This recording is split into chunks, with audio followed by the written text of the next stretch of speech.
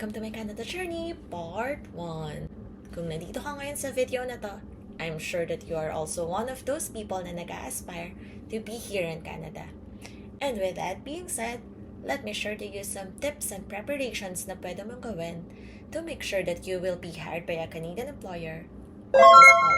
So first things first, kung meron ka ng potential Canadian employer, congratulations! You are one step ahead. So what's next? Ano nga bang kailangan nating gawing preparations bago tayo sumabak sa interview with a potential Canadian employer?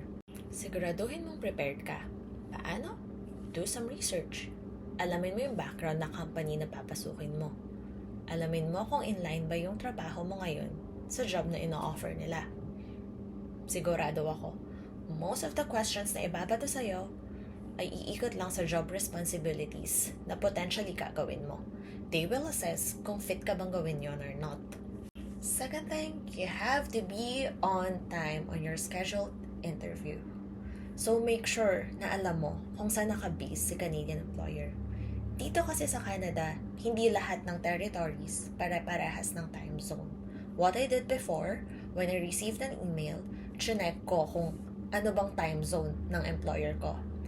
Inadd ko siya sa world clock, and then from that, doon ako nag-set ng alarm just to make sure na hindi ako malilate. Third thing is you have to be physically and mentally prepared.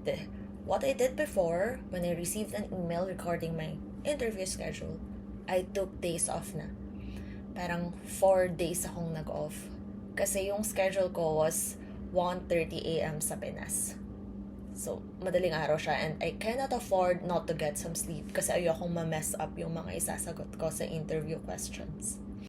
Do not and never ever overthink. I'm telling you guys, yung interview questions nila hindi ganun ka-tricky compared sa Pinas.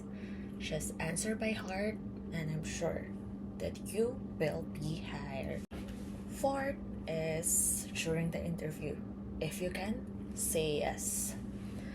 Why? Kasi pag nandito ka na naman, wala ka ng option, diba? So, just say yes if possible. And wala naman silang ipapagawa sa'yo dito that you didn't sign up for. So, yes.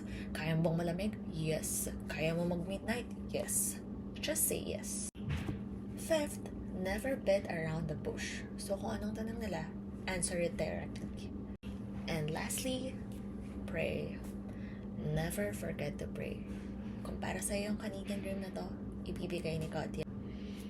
I will prepare some interview questions in the next video para mas makapag-prepare ka. Till the next vlog!